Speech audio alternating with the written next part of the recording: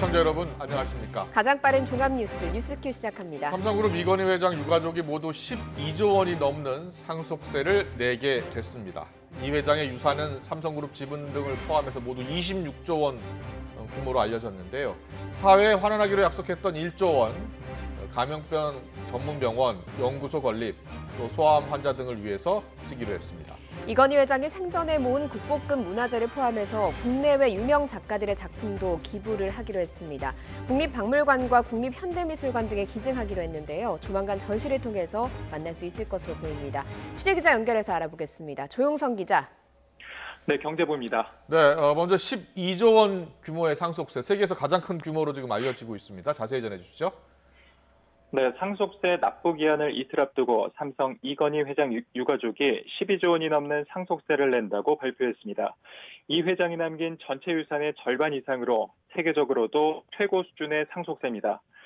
삼성 일가는 5년간 6차례에 걸쳐 세금을 내는 연부연납 제도를 택하기로 했는데요. 이에 따라 모레 가족 공동 명의로 상속세의 6분의 1인 2조 원을 낼 것으로 예상됩니다. 12조 원대 상속세는 지난해 우리 정부 상속세 세입의 3배에서 4배에 달하는 규모입니다. 그러나 이 회장이 남긴 주식을 어떻게 배분할 것인지는 아직 확정되지 않았습니다. 앞서 삼성 일가는 26일 금융위원회에 삼성생명 대주주 변경 승인 신청서를 낼 때도 홍라희 여사와 자녀 3명이 지분을 공유한다고 적었습니다. 삼성 측은 이재용 부회장이 수감 중인 데다 충수염으로 병원 치료를 받으면서 가족들이 협의할 여유가 충분히 없었다면서 조만간 협의가 원활하게 마무리될 것이라고 설명했습니다. 네, 1조 원 사회 환원 방안과 함께 이건희 컬렉션 기증 내용도 포함됐죠. 그렇습니다. 이건희 회장 유족들은 감염병 대응을 위해 7천억 원을 기부하는 등 의료공헌에 1조 원을 내기로 했습니다. 먼저 5천억 원을 들여 우리나라 최초의 감염병 전문병원인 중앙감염병 전문병원을 만들고 2천억 원은 연구소 건축과 백신 개발 지원 등 인프라 구축에 쓸 계획입니다.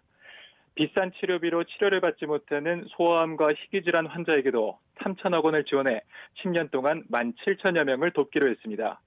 또 이건희 회장이 모은 미술품 2만 3천여 점도 국립박물관과 미술관 등에 기증할 예정입니다. 삼성일가는 기업의 사회적 책임과 상생 노력을 강조한 이건희 회장의 뜻에 따라 다양한 사회 환원 사업을 이어가기로 했다고도 강조했습니다. 삼성 관계자는 이번 상속세 납부와 사회 환원이 갑자기 결정된 게 아니라 그동안 이어진 정신을 계승하는 것이라고 설명했습니다. 지금까지 경제부에서 YTN 조용성입니다. 삼성 일가가 기증하는 미술품은 모두 2만 3천여 점으로 역대 최대 규모죠. 국보급, 보물급, 국보와 보물은 물론이고요. 국내 근현대 작가, 또 모네, 르누아르 등 서양 대표적인 작가들의 작품들도 포함되어 있었습니다. 구체적으로 어떤 작품들이 있는지, 또 일반인들이 언제 작품을 볼 수 있는지 취재기자 연결해서 알아보겠습니다. 김혜은 기자. 네, 김혜은입니다. 네, 문화체육관광부가 문화재와 미술품을 기증받는 데 대한 입장을 밝혔죠. 네, 문화체육관광부는 우선 평생 수집한 문화재와 미술품을 기증해준 데 깊은 감사를 표했습니다. 예술사적으로도 가치가 높은 주요 미술품을 대거 기증한 일은 국내에서도 최초고 해외에서도 유례를 찾아보기 어려운 사례라고도 강조했습니다. 이번 기증을 계기로 국립박물관과 미술관의 문화적 자산이 풍성해졌고 특히 그동안 취약했던 우리나라 근대 미술 작품을 보강하는 계기가 됐다고도 설명했습니다. 박물관 역시 발굴 매장 문화재가 대부분이었지만 시대를 망라한 작품들이 더해져서 더 풍성하게 연구할 수 있게 됐다고 밝혔습니다. 삼성일가가 기증하는 작품은 모두 2만 3천여 점입니다. 먼저 국립중앙박물관의 국가지정 문화재 60건을 포함해서 2만 1,600여 건이 기증됩니다. 국보인 겸재정선의 인왕재색도, 또 현존하는 고려 유일의 고려 천수관음 보살도 등이 포함돼 있습니다. 또 국립현대미술관에도 김환귀와 박수근 등 국내 근대 미술품을 포함해서 1,400여 점이 기증됩니다. 특히 이중섭의 황소, 박수근의 절구지라는 여인 등 국내 근대 작가들의 대표적인 작품들이 대거 포함됐습니다. 모네의 수련이 있는 연못, 살바도르 달리의 켄타우로스 가족을 포함해서 르누아르, 고갱, 피카소 등 세계적인 거장들의 대표작도 들어 있습니다. 이렇게 국내외 시대를 망라한 문화재와 미술품이 대거 포함돼 있는데 그야말로 미술관을 통째로 기증한 것이라고 봐도 과언이 아닐 정도입니다. 고 이건희 회장 컬렉션은 감정가만 2조 5천억 원에서 3조 원에 이르는 것으로 전해지고 있습니다. 네, 기증품을 한 자리에 모아서 보기도 쉽지 않을 정도로 많은 양인데요. 일반인들은 언제 관람할 수 있을까요? 네, 정부는 기증의 뜻을 기려서 일단 오늘 6월부터 고 이건희 소장 문화재 특별 공개 전시회를 열 계획입니다. 국립중앙박물관에서 6월에 특별전을 열고 10월에는 대표적인 명품을 선별해서 공개할 예정입니다. 국립현대미술관은 오는 8월 서울에서 첫 전시를 열고 9월에 과천, 그리고 내년에 청주에서 특별전과 상설 전시를 열 예정입니다. 또 지방에서도 관람할 수 있도록 13개 지방 소속 박물관과 국립박물관, 미술관 등과 연계한 특별 순회전도 예정돼 있습니다. 문체부는 해외에 있는 주요 박물관의 한국실에도 전시해서 우리 문화재를 알리는 데 활용할 예정이라고 밝혔습니다.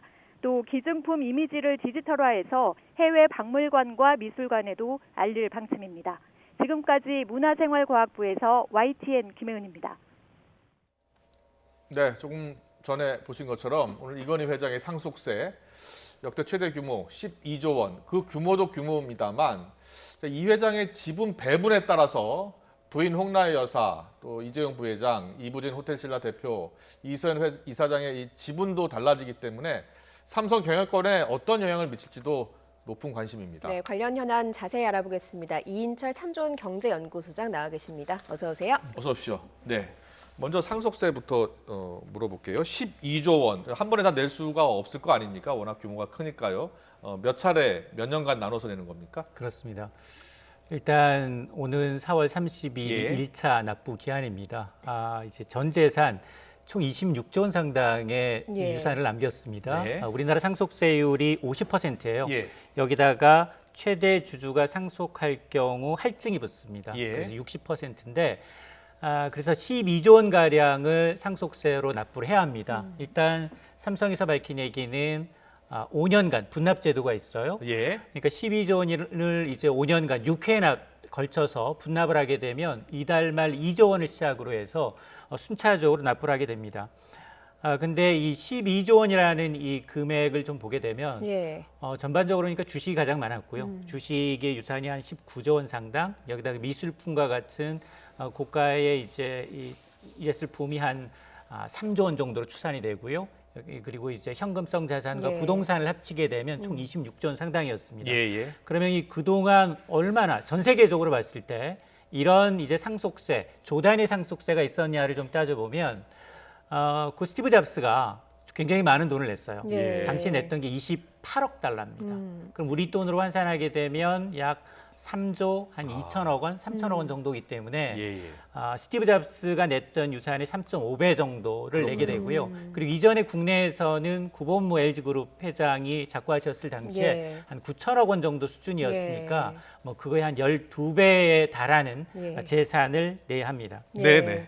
근데 오늘 뭐 가장 관심을 끈 부분 중에 한 부분이 나오지 않았습니다. 계열사 지분에 대한 좀 상속 계획이라든가 이런 것들은 발표하지 않았거든요. 왜 그런 걸까요? 그렇습니다. 상속분의 가장 중요한 부분이 사실은 이 삼성그룹의 전 이건희 회장이 보유하고 있던 삼성전자 그리고 삼성생명과 예. 물산, SDS 이 지분을 과연 어떻게 분배를 할 것인가.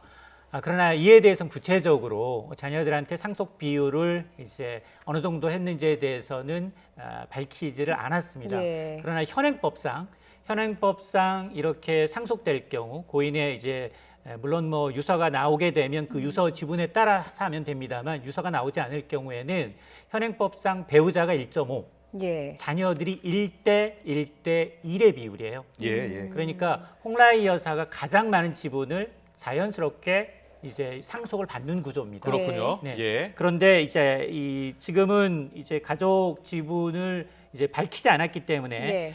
이게 뭐 지배구조 뿐만이 아니라 경영 어떤 삼성그룹의 어떤 여러 가지 측면에서 이 지배구조를 밝힐 경우 이제 여러 가지 문제가 있었기 때문에 예. 이번에는 밝히지는 않았습니다. 그렇군요. 가족 간에 여러 차례 논의는 했을 것 같아요. 그렇죠? 그렇습니다. 그럼에도 불구하고 만약에요. 홍라희 여사나 호텔신라 이부진 대표 지분이 크게 증가했을 경우에 네. 그렇다면은 이재용 부회장의 경영권도 흔들릴 가능성이 있을까요?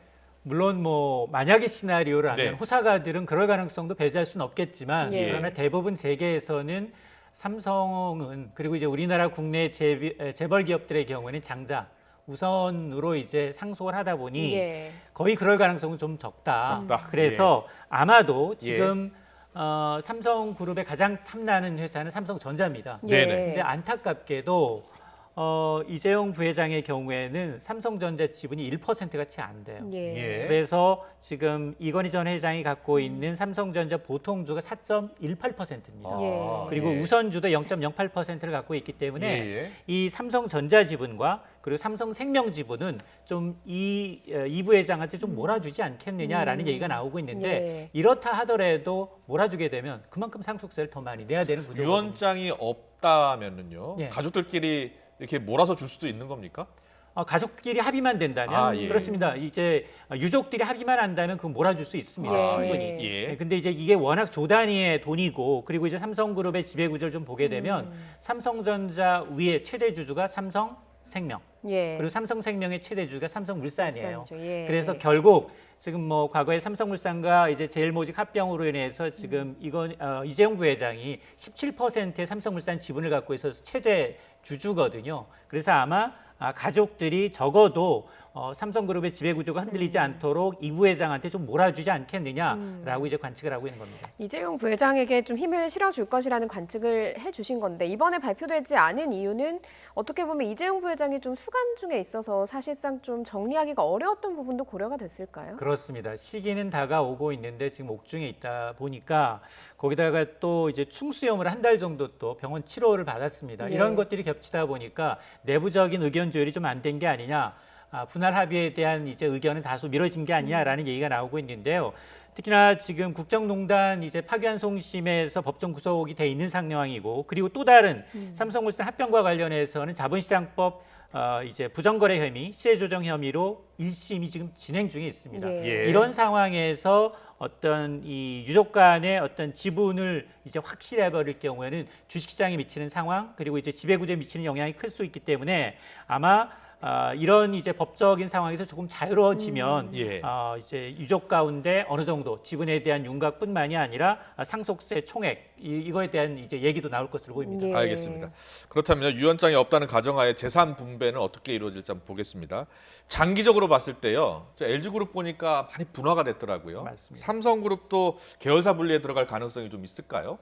사실은 삼성은 이미 오래전부터 교통정리가 어느 정도 끝난 상황이었어요. 아, 예. 그렇습니다. 그래서 적어도 삼성전자를 비롯해서 삼성 이제 생명이나 물산과 같은 금융사들에 대해서는 장자인 이재용 이제 부회장 쪽으로 몰아줬지만 호텔신라는 뭐 이부진 사장이 워낙 잘 경영하고 있고요. 예. 경영 능력을 인정받고 있고 다만 좀 안타까운 게 차녀인 이서진 사장의 경우에는 이서연 이사장의 경우에는 예. 제일모직 예. 여기를 맡았었는데 섬유 사업을 맡았었는데 별로 잘 안 됐어요. 예. 잘 안 되다 보니까 어머니가 맡고 있는 이제 이사장으로 재단을 지금 운영하고 있는 상황이기 때문에 예. 아마 이게 가장 큰 변수가 될 수는 있습니다. 예. 왜냐하면 아픈 손가락한테 조금 더 줘야 된다라는 예. 것 때문에 부모 입장에서 저 예. 하나의 이제 이 입장에서는 아마 이제 자녀에게도 어떻게 할지 지분 정리를 할지에 대한 고민이 있을 수 있겠지만 그럼에도 불구하고 이미 어느 정도 가장 중요한 삼성전자와 이제 삼성생명에 관련된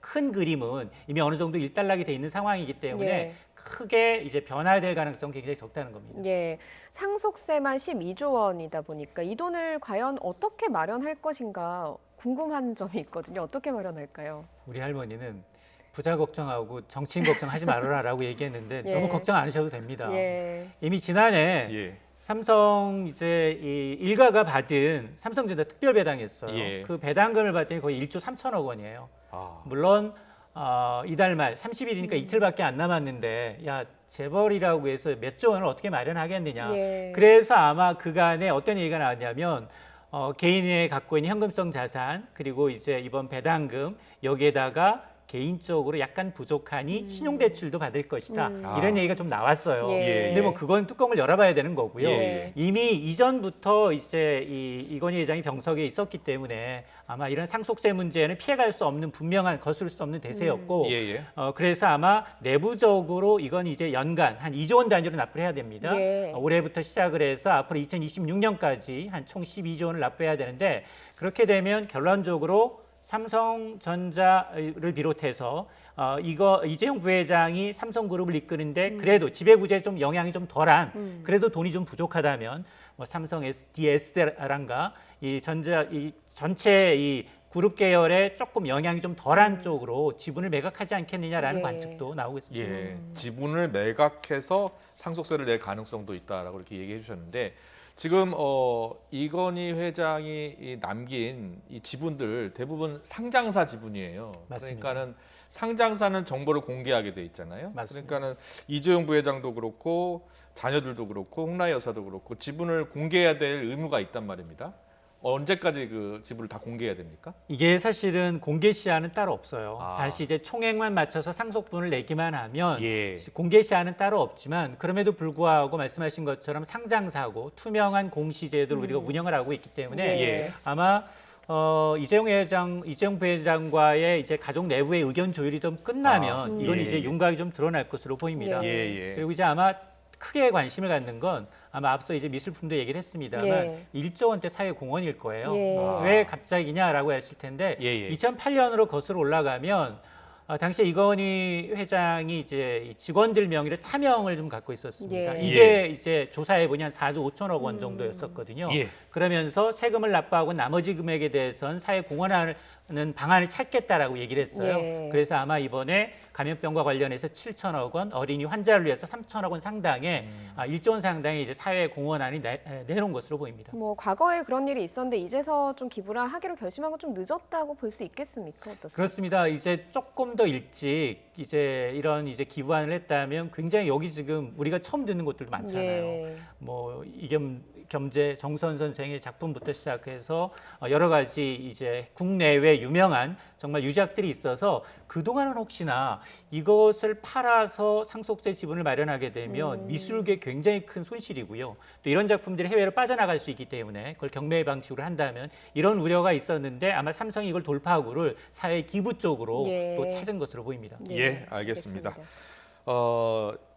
미술품, 뭐 국보 23,000점이라고 하는데 앞서 한 3조 원 정도로 추정하셨잖아요. 네. 일부 전문가들은 10조 원으로 이거는 추정을 하더라고요. 경매에 들어가기 시작하면 예.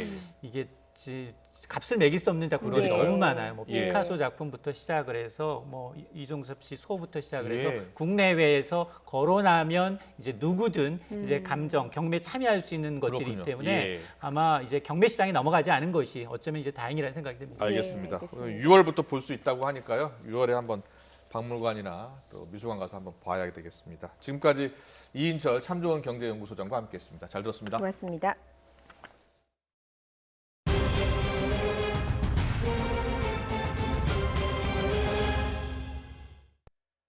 네, 경찰과 소방 등 사회 필수 인력에 이어서 군인들도 오늘부터 코로나19 백신을 맞습니다. 우선 30세 이상 10만여 명이 아스트라제네카 백신을 맞고 있습니다. 현장에 나가 있는 취재기자 연결합니다. 김경수 기자.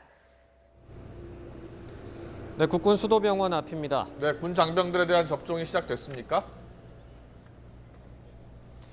네, 그렇습니다. 이곳 국군 수도병원에서는 오늘 군 장병과 군무원 등 700여 명이 백신을 맞을 예정입니다. 이곳을 포함해서 전국의 84개 군 접종 기관에서도 오늘 일제히 접종이 시작이 됐습니다. 아스트라제네카 백신을 맞게 되는 군 장병 접종 대상자는 모두 12만 6천 명입니다. 30세 미만 장병은 희귀 혈전증 우려 때문에 접종 대상에서 빠졌습니다. 이번 접종은 코로나19 집단 감염이 발생할 경우 이 작전에 지장이 생기는 부대부터 진행이 됩니다. 주요 부대 지휘 통제실이나 비무장지대 감시 초소 등 전방과 격오지 부대 그리고 항공기와 함정에서 근무하는 장병들이 먼저 맞게 됩니다. 육해공군 참모총장과 해병대 사령관도 오늘 백신을 맞습니다. 국방부는 지금까지 접종 대상자의 83%가 접종에 동의했다고 밝혔습니다. 이에 따라 실제로 백신을 맞는 사람은 10만 5천 명인데 동의율에 따라서 더 늘어날 수도 있습니다. 국방부는 백신을 맞은 장병이 발열 등 가벼운 증상을 보일 경우 접종 다음 날까지 휴무를 주거나 청원 휴가도 쓸 수 있게 배려했다고 설명했습니다. 또 접종으로 임무 수행에 공백이 생기지 않게 부대별로 백신을 두세 차례 나눠서 맞거나 임무 교대 이후에 맞을 수 있도록 하고 있다고 전했습니다. 군은 30세 이상 장병의 1차 접종을 2주 안에 끝내는 걸 목표로 하고 있습니다. 네, 오늘부터 백신을 맞는 장병들 이외에 나머지 장병들의 접종 계획은 어떻게 됩니까? 네, 나머지 30세 미만 장병은 45만 명 정도로 이 전체 장병의 78%를 차지합니다. 이들의 접종 일정은 아직 정해지지 않았습니다. 어떤 백신을 맞을지 결정이 되지 않았기 때문입니다. 화이자 백신의 접종 가능성이 거론이 되고 있는데 구체적인 일정은 백신 수급 상황에 따라 범정부 논의를 거쳐서 결정될 것으로 보입니다. 다만 백신이 결정되더라도 접종에 속도를 내긴 어려울 거란 전망도 나옵니다. 초저온 보관 시설이 필수적인 화이자 백신의 접종이 가능한 군 병원이 많지 않기 때문인데요. 군은 장병들을 특정 군 병원으로 대거 이동시켜서 접종하는 방안도 고려하고 있는 것으로 알려졌습니다. 지금까지 국군 수도병원 앞에서 전해드렸습니다. 코로나19 예방접종 뒤에 부작용에 대한 첫 보상이 결정됐습니다. 예방접종 피해보상 전문위원회는 서류가 갖춰진 9건에 대한 심의를 진행하고 발열이나 오한, 근육통을 보인 4건에 대해서 30만 원 미만의 보상을 결정했다고 했습니다. 취재기자 연결합니다. 이승훈 기자. 네, 이승훈입니다. 네, 코로나19 예방접종 부작용에 대한 첫 보상이요. 자, 어떻게 결정이 된 겁니까? 예, 코로나19 예방접종 피해보상 전문위원회가요, 어제 첫 회의를 열었습니다. 이 자리에서는 피해 보상이 신청된 이상 반응 사례 또 백신 접종과의 인과성 보상 여부를 검토했는데요. 모두 9건을 심의해서 4건을 인정하고 5건을 기각했다고 조금 전에 공식 발표했습니다. 피해 보상 전문위원회가 열린 건 접종을 시작한 지난 2월 26일 이후 이번이 처음입니다. 보상이 결정된 4건 모두 아스트라제네카 백신 접종자입니다. 또 모두가 접종 뒤에 발열과 오한, 근육통 등으로 치료받은 경증 사례입니다. 보상 신청금을 기준으로 보면요, 모두 30만 원 미만의 소액 심의 대상이었고요. 주로 진료비와 간병비를 신청한 사례였습니다. 기각한 5건은 30만 원 이상의 정규 심의가 4건이었고요. 소액 심의는 1건이었는데요. 이상 반응이 다른 요인에 의해 생겼을 가능성이 더 높다고 보고 피해 보상은 인정하기 어렵다고 평가했다는 게 추진단의 설명입니다. 보상 심의 안건이 9건에 그친 것과 관련해서는요, 지금까지 300건 정도의 보상 신청에 대한 심의를 진행하고 있지만 서류를 제대로 갖춘 게 10% 정도라면서 다음 달 심의에서는 몇백 건 정도를 정리할 수 있을 듯하다고 추진단은 예상하기도 했습니다. 정부는 현재 감염병의 예방과 관리에 관한 법률에 따라서 국가 보상 제도를 운영하고 있습니다.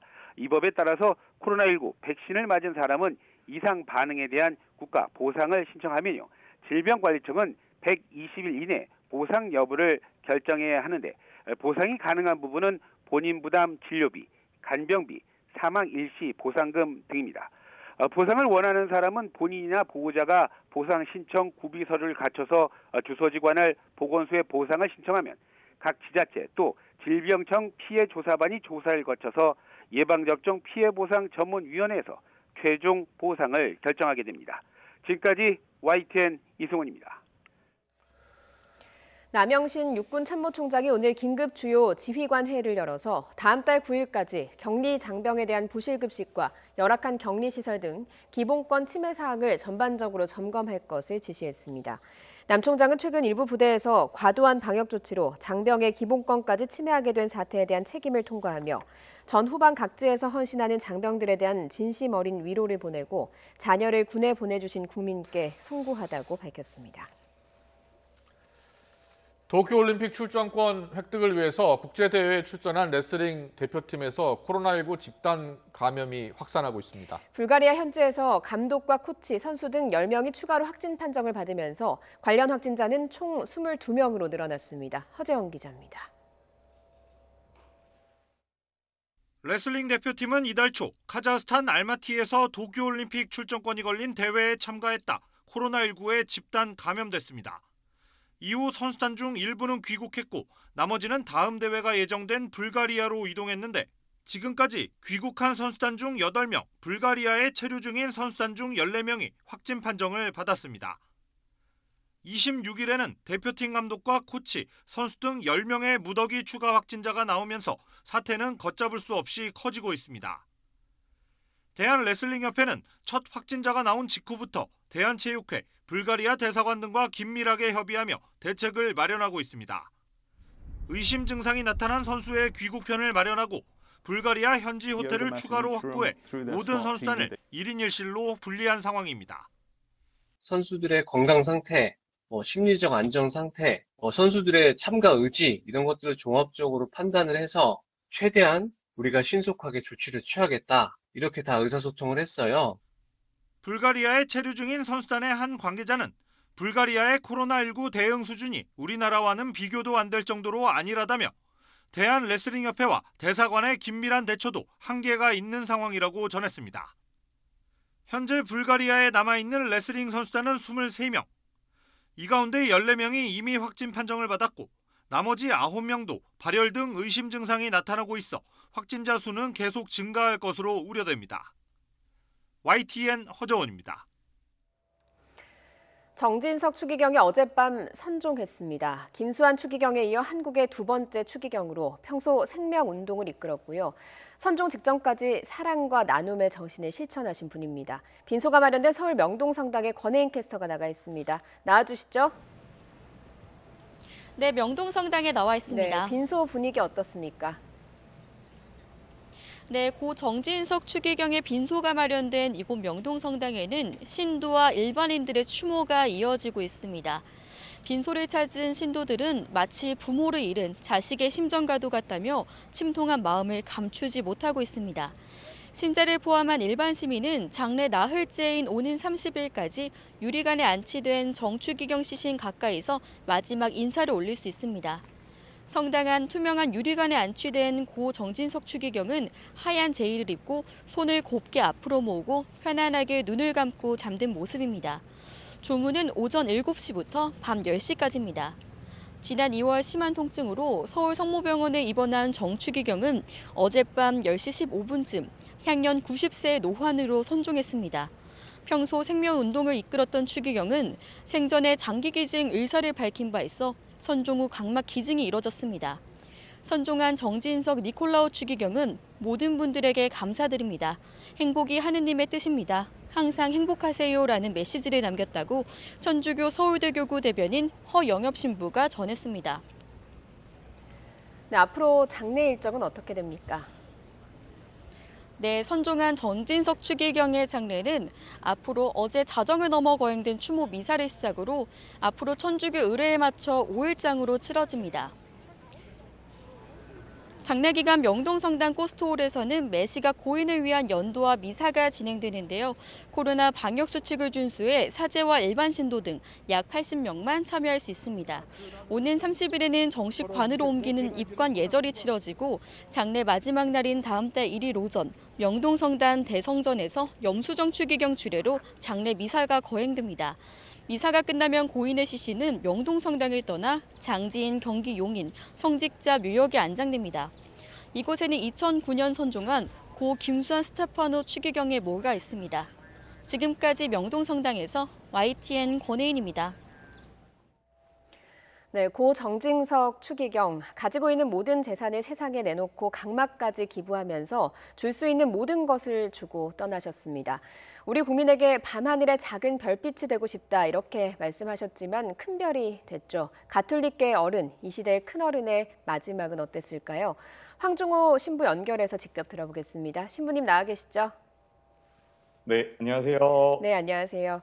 정진석 추기경님, 사랑하는 사람들 곁에서 편안히 영면을 하셨다 이렇게 들었습니다. 마지막으로 네네. 어떤 말씀을 남기셨는지요? 네, 마지막에 늘 추기경님 평소에 말씀하셨던 것처럼 모든 사람들이 행복했으면 좋겠다. 예. 늘 행복하십시오라고 이렇게 말씀을 하셨고요. 그 행복이 일반 사람들이 생각하는 거는 조금 다르게 우리 종교인들에게 있어서는 또 그리스도인에게 있어서는 하느님의 뜻 안에서 살아가는 것, 이웃을 사랑하고 서로 나누는 것, 이것이 행복한 길이다라고 이렇게 평소에 말씀해 주셨습니다. 예, 이웃을 사랑하는 것, 그게 진정한 행복이다라고 말씀을 하셨는데 이웃 사랑을 그대로 실천을 하고 떠나셨습니다. 말 그대로 줄 수 있는 모든 것을 주고 떠나셨다 이렇게 볼 수 있겠는데요. 정추계경님이 안구를 기증을 하셨습니다. 그런 절차가 진행이 됐다고 들었는데 어떻게 기증이 됐습니까? 평소에 추기경님께서는 당신의 장기도 전부 다 기증하기를 원하셨었고요. 예. 근데 이제 고령이시기 때문에 장기는 조금 어려웠었고, 그리고 각막을 적출해서 기증하셨고요. 이것이 다른 사람들에게 빛으로 전해질 수 있으면 좋겠고, 만약에 상황이 좀 어려우면 연구용이라도 좀 사용해 줬으면 좋겠다라고 말씀하셨고, 예. 추기경님의 뜻에 따라서 병원에서 적출하고, 그리고 성공적으로 그리고 잘 이렇게 사용하도록 될 것 같습니다. 예, 고령이셔서 그 안구나 각막을 다른 분들에게 주지 못하시는 경우도 미리 생각을 하신 거군요. 네, 당신이 연세가 있으시기 때문에 예. 어떻게든 당신의 그 뜻을 잘 이어받아서 좋은 쪽으로 사용해 줬으면 좋겠다고 말씀하셨고요. 예. 또 당신의 그러한 삶의 모범이 다른 이들에게도 좋은 뜻으로 전해졌으면 좋겠다라는 그런 마음을 가지고 계셨습니다. 예, 이런 뜻을 병상에서 친필로 적어서 직접 전달을 하셨다고도 들었거든요. 네. 친필로 먼저 적으셨었고요. 이미 오래 전부터 그렇게 기증을 하시겠다라고 당신이 네. 먼저 이렇게 서약서를 쓰셨었습니다. 서약서를 오래 전부터 쓰셨고 이런 것들을 직접 실천하고 하느님의 곁으로 돌아가셨습니다. 그런데 이 추기경님의 어머니께서도 이런 각막 기증을 하셨다고 들었거든요. 네, 어머니께서도 이미 먼저 그런 모범을 보이셨었고, 또 어머니께서 각막 적출 이제 할 때 그 과정을 전부 다 추기경님께서 함께 하셨어요. 예. 그래서 그 과정을 함께 하시면서 추기경님께서도 당신도 나중에 후에 그렇게 각막을 기증하겠다는 그 뜻을 그때 아마 더 강하게 이렇게 마음에 담으셨던 것 같습니다. 예, 이대에 걸친 어떻게 보면 기증. 너무 존경스럽습니다. 지난 2월에 입원을 하셨다고 들었는데요. 2018년에 네. 수술을 받으시라고 권유를 받았는데 연명 치료를 거부하셨다고 들었거든요. 왜 그러신 겁니까? 그리스도인들에게 있어서는 사실 죽음이 마지막이 아니고 태어나면서부터 죽음을 향해서 그리고 또 하느님을 향해서 걸어가는 여정이라고 믿고 바라고 희망하거든요. 예. 추기경님께서도 자연스러운 죽음을 받아들이겠다 그렇게 평소에도 말씀하셨고 예. 그렇기 때문에 연명 치료를 이렇게 원치 않으셨습니다. 예, 추기경님 좀 생전에 어떤 분이셨는지도 궁금합니다, 신부님. 그 해화동 할아버지라고 불렸다고 들었거든요. 네. 예, 왜 그런 별명이 붙은 건가요? 워낙 이렇게 당신께서 품은 마음이 따뜻하셨고 예. 그래서 그런 마음들을 이렇게 친근하게 잘 전해주셨었고요. 그리고 뭐 어린 아이들에게도 너무 격이 없이 당신께서 이렇게 나눠주시고 함께 하셨기 때문에 예. 그렇게 해화동 할아버지라고도 불렸었고 저희 사제들에게도 역시 마찬가지로 신학생들에게도 역시 마찬가지로 너무나 따뜻하고 자애로운 아버지의 모습으로 다가오셨기 때문에 예. 그런 별명으로 불리지 않으셨나 싶습니다. 예, 그래서 염수정 추기경님은 김수환 추기경의 아버지였다면 정진석 추기경은 어머니 같은 분이셨다 이렇게 얘기를 하시기도 했습니다. 네. 김수환 추기경의 말씀하시죠. 네, 아마도 김수환 추기경님이 교구장으로 계셨을 때에는 좀 사회적인 어떤 많은 어려움들이 있었잖아요. 예. 그래서 아버지다운 모습으로 그런 교회를 이끄셨다면 또 정추경님께서는 그것을 이어받아서 어머니처럼 더 따뜻하게 그리고 자애롭게 교회를 잘 이렇게 좀 일치할 수 있도록 하고 또 사회에서도 같이 함께 그런 뜻을 전하지 않으셨나라고 생각이 듭니다. 예, 김수환 추기경님도 돌아가시고 나서 각막 기증을 하셨고요. 이번에 정진석 추기경님도 기증을 하셨습니다. 아무래도 이렇게 큰 어르신들이 기증을 했다는 점에서 우리 사회에 주는 의미가 남다를 것 같거든요. 네. 그러니까 내가 받은 것이 온전히 내 것이 아니고 하느님께서 주신 것이고 그리고 세상 모두를 위해서 나눠줄 수 있는 것이기 때문에 저희 그리스도인들이 그렇게 살아가고 또 김수환 추기경님도 그렇고 정진석 추기경님도 그렇고 그런 삶으로 당신의 온 생을 보내셨기 때문에 아주 자연스럽게 그렇게 각막 기증, 장기 기증 하실 수 있는 것 같습니다. 예, 알겠습니다. 정진석 추기경님 세례명이 니콜라오셨는데요. 이 니콜라오가 선물을 주는 이라는 별명을 가지고 있다고 합니다. 그런데 얘기를 들어보니까 이 세상에 진정한 선물 같았다, 선물 같은 분이셨다라는 생각이 듭니다. 신부님 오늘 말씀 여기까지 듣겠습니다. 네, 감사합니다. 네, 고맙습니다.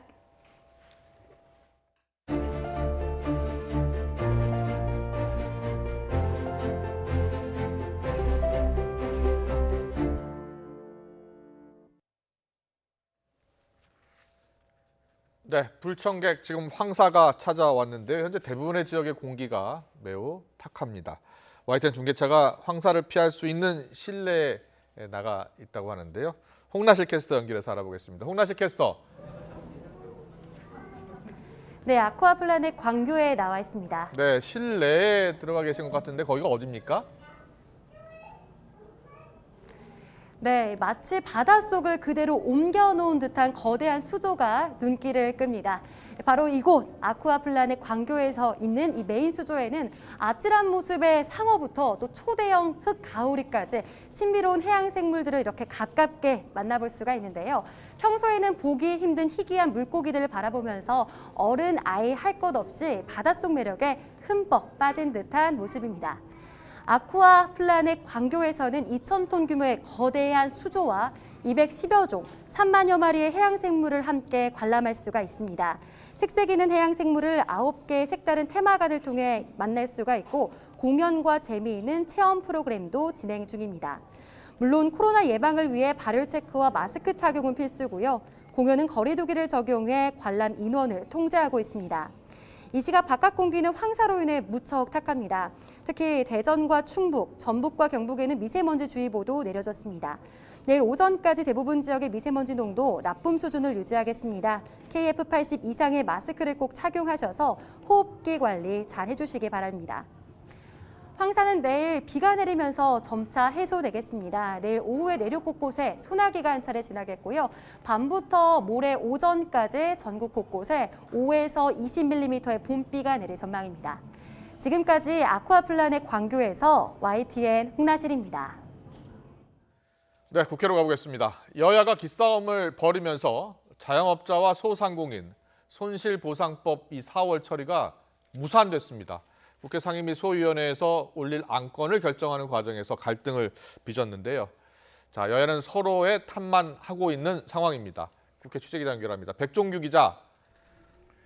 네, 국회입니다. 네, 코로나19로 지금 자영업자, 소상공인 굉장히 어렵습니다. 그런데 여야가 결국 또 4월 처리를 무산시켰습니다.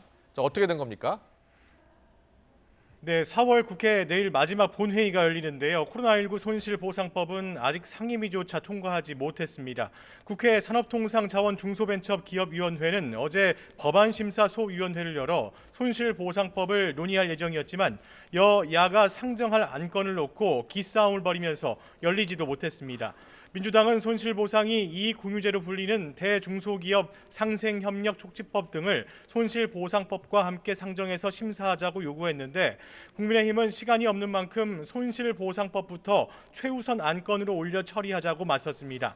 민주당은 손실보상법을 반대하는 것은 아니지만 손실보상이 도깨비 방망이나 만능 열쇠가 아니기 때문에 소상공인과 관련된 여러 법안을 함께 풀어나가는 것이 국회의 책임 있는 자세라고 밝혔습니다. 국민의힘은 손실보상법만을 논의하자는 무리한 요구로 일관하며 소위를 정쟁의 장으로 변질시키고 협상 결렬을 초래했습니다. 하지만 어느 시점까지 손실보상을 할 건지를 두고 정부와의 이견을 좁히지 못한 측면도 있습니다. 이에 대해 국민의힘은 정부 여당이 지연작전을 펼치고 있다며 반발하고 있는데요. 정부와 여당이 협의가 덜 된 게 문제인데 야당 핑계를 대고 있다는 겁니다. 손실보상법부터 집중적으로 논의해야 함에도 불구하고 다른 쟁점 법안들을 끼워 넣어서 적극적으로 손실보상법을 처리할 의사가 없는 것처럼 그렇게 했습니다. 국민의힘 산자위 간사인 이철규 의원은 정부가 반대 탓에 민주당 상황이 곤란한 건 이해는 하지만 손실보상법 처리가 어려워진 것이 국민의힘 탓이라고 하는 것은 억지라고 강조했습니다. 여야의 대립으로 손실보상법 처리는 어렵게 합의를 이룬다 해도 5월 국회에서나 처리가 가능할 것으로 보입니다. 네, 그리고 오늘부터 인사청문회 전국이 시작이 됐습니다. 김부겸 총리 후보자 청문회와 관련해서 여야 대립이 어제 오늘도 계속 이어지고 있다고요? 네, 김부겸 국무총리 후보자 검증을 위한 국회 인사청문특위가 첫 회의 일정조차 확정하지 못하고 있습니다. 어제 여야는 청문회장에서 음성이나 영상 자료를 트는 문제를 놓고 대립했는데요. 청문특위 여당 간사인 민주당 박찬대 의원이 청문회에서 영상에 누군가 나와 일방적인 주장을 하면 증인과 같은 존재가 된다며 이런 경우 반론권이 보장이 안 되기 때문에 부적절하다는 입장을 내세웠고 야당은 이에 반발해 왔습니다.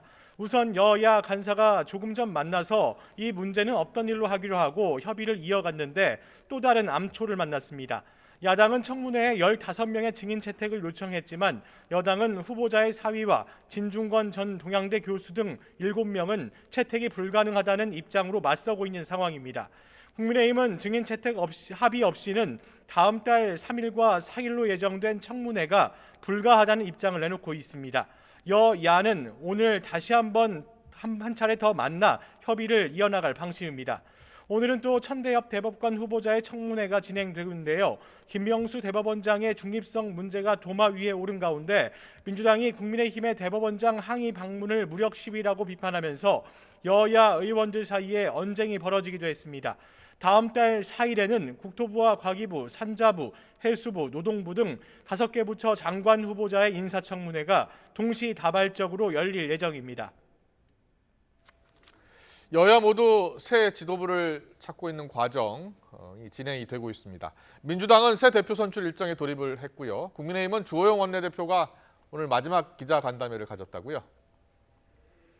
네, 민주당은 당대표와 최고위원 선출을 위한 전국 대의원과 권리당원 온라인 투표를 오늘부터 내일까지 진행하고 30일부터 이틀 동안은 자동 응답 시스템 투표를 진행합니다.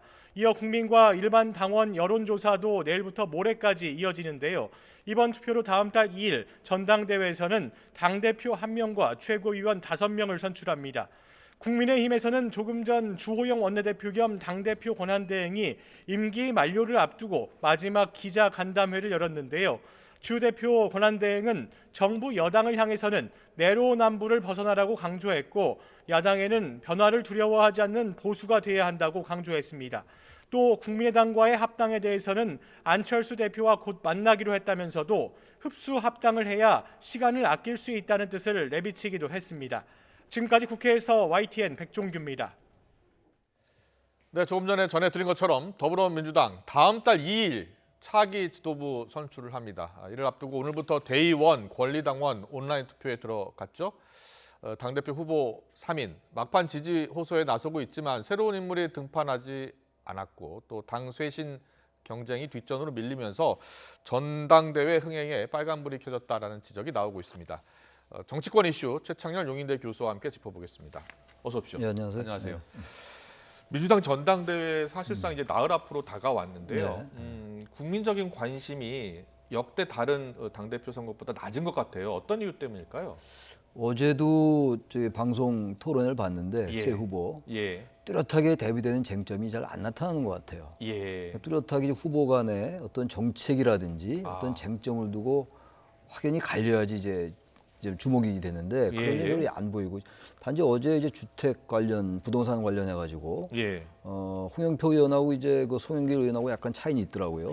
주택 담보 대출을 90%까지 받게 하자. 특히 이제 처음에 주택을 사는 청년들 후보가 제안했잖아요. 송 후보가 제안했는데 그 홍 후보는 거기에 대해서는 좀 이제 지나치게 부동산이 상승할 수 있다. 거기에 대해서 좀 이제 의견이 다르고 그리고요. 그다음에 이제 언론개혁, 검찰개혁을 두고도 약간의 차이는 있는데 네네. 확연하게 반대 찬성이 아닌 것 같아요. 예. 그러니까 이제 유권자들이 볼 때 적어도 검찰개혁, 언론개혁은 지금 민주당 내에서 대단히 중요한 쟁점이거든요. 특히 선거 결과에 관련해 가지고 근데 그 부분에 대해서 이제 홍영표 의원을 제외한 두 후보, 송 후보나 우원식 후보도 특별하게 자신의 반대 의견을 밝히지 않는 상황이에요. 그게 있고 또 하나 온라인 투표라는 그런 하나 특성도 있는 것 같고요. 예. 또 하나 아까 잠깐 앵커께서 말씀하시던데 기본적으로 새로운 인물이 나타나지 않았다라는 거. 네네. 그리고 더 중요한 거는 지금 워낙 크게 패배를 했잖아요. 네. 서울시장 선거, 부산시장 예, 예. 선거에서. 그럼 뭔가 당이 완전히 바뀌어야 된다는 그런 바로 직후에 열리는 대표 선거니까. 그렇죠. 근데 예. 그런 게 별로 안 보이는 거예요. 다시 말하면 당이 어떻게 획기적으로 바뀌어야 된다는 그런 당의 혁신 방안, 쇄신 방안 이런 게 뚜렷하게 나타나지 않는다는 당의 거. 혁신 방안, 쇄신 방안을 내놔야지 국민적인 지지를 받을 텐데요. 그게 잘 보이지 않는다는 거예요. 지금 보니까요, 민주당 전당대회 이 선거 룰을 보니까요, 당원이 대부분 결정하게 돼 있더라고요. 그렇죠. 당원 투표가 보니까 대의원 투표 45%, 그리고 권리당원 40%, 또 일반 당원 5%, 국민은 10%입니다. 그러니까 당심에 따라서 당 대표가 결정이 되는 거예요. 대의원이 45%고 권리당원이 40%란 말이에요. 예. 그 당심이 이제 압도적으로 높다고 봐야죠. 네네. 근데 권리당원들은 뭐 다들 아는 얘기입니다만, 아시는 얘기입니다만, 네네. 친문당원들이 많은 게 사실이잖아요. 예. 그러니까 지난번에 윤호중 이제 원내대표가 뽑혔는데, 네네. 윤호중 원내대표는 뭐 당연히 친문의 핵심으로 이제 알려져 있는 인물이고, 그렇죠. 예. 이번의 경우도 아무래도 친문 당원들이 상당한 영향력을 발휘하지 않겠느냐라는 예측들 많이 합니다 지금. 예. 근데 결과는 지금 대체 언론들의 예측은 새 후보의 우열을 가리기가 좀 어렵다. 그러니까 이제 당에서 견제 심리가 발동을 해서 지금 예. 친문에 대한 견제 심리. 네. 윤호중 원내대표도 또 원내대표가 됐는데 당 대표마저도 친문 색채가 지나치게 강한 후보가 되면 네. 이게 유권자들의 어떤 생각과 좀 괴리가 있는 게 아니냐라는 견제 심리가 발동한다면 송영길이나 우원식 후보가 좀 유리할 것이고 상대적으로. 그렇지 않고 지난번에 윤호중 원내대표가 된 거는 오히려 당내에서 위기감이 발동된 것 같아요. 오히려. 예. 이렇게 참패했으면 뭔가 바뀌어야 된다는 생각보다는 더 이제 뭉쳐서 외부로부터의 여러 가지 위협에 대해서 대비하자라는 그런 당심이 발동된 거라고 저는 생각하거든요. 예. 근데 그러한 연장선상이라면 이번에도 역시 친문의 지지를 더 많이 받는다고 알려져 있는 홍 후보가 유리하지 않겠느냐. 그런 추론도 가능할 것 같긴 합니다. 알겠습니다. 뚜껑을 열어봐야 알 것 같고요. 민주당 전당대회 내내 이 공방이 됐었죠. 친문 강성 당원들에 대한 논란 계속 이어지고 있습니다. 김용민 의원 같은 경우에는 강성 당원 문자에 대해서 오히려 적극 권장해야 한다 이런 생각을 밝혔고요. 반면에 이 조응천 의원은 문자 행동 할수록 재집권의 꿈은 멀어진다 이렇게 자신의 생각을 밝혔습니다. 자, 강성 당원들에 대한 당내 엇갈린 시선, 자 어떻게 보고 계세요? 저는 김용민 의원의 생각은 저는 개인적으로 동의하기 좀 어려워요. 예. 어떤 개인의 어떤 의사 표시를 막는 사람은 없는 거죠. 네네. 단지 지금 이제 친문 당원들의 이른바 문자 폭탄이라고 불리는 예. 그런 행동은 과도한 어떤 욕설도 나오고 상대방과 자신들과 다른 의사를 밝힌 사람에 대해서 약간 공격적이고 비난적이란 말이에요. 네네. 이건 그 적극적인 의사 표시라고 보기에는 좀 다른 결이라고 저는 생각합니다. 네. 그렇다면 어쨌든 이번에 선거에서 진 거는 여러 요인이 있겠습니다만 저도 친문 당원들이라든지 친문 진영 논리에 너무 박제돼 있는 게 아니냐라는 그런 추측이 일반적입니다, 사실. 예. 그렇다면 그런 부분들 좀 고쳐 나가고 네네. 당에서 다른 목소리가 나올 때 당의 주류라고 돼 있는 그런 친문 쪽에서 그것을 좀 받아들인 쪽으로 가야 돼요. 예. 그래야 다양한 의견이 표출되는 거 아니겠어요? 그렇지 예. 않고 과도하게 조금만 달라도 상대를 이렇게 매도한 쪽으로 가는 이런 게 경향성이 분명히 존재하거든요. 예. 저 부분을 적극적 의사 표시는 권장돼야 된다고 본다면 당에서 이번 선거 패배로 나타난 그 유권자의 표심을 어떻게 해석하는 것인지 역시 국민의 평균이 무엇을 생각하는가를 인식하는 게 중요하거든요. 예. 그런 점에서는 조금 뭐 개인의 생각에 따라 다르겠습니다만 저는 개인적으로 동의하기 좀 어렵다. 그런데 민주당이 재보선 참패 후에도 이렇게 국민 전체의 목소리를 듣기보다는 이렇게 강성 친문 당원들의 목소리에 좀 귀를 기울이는 것 아니냐.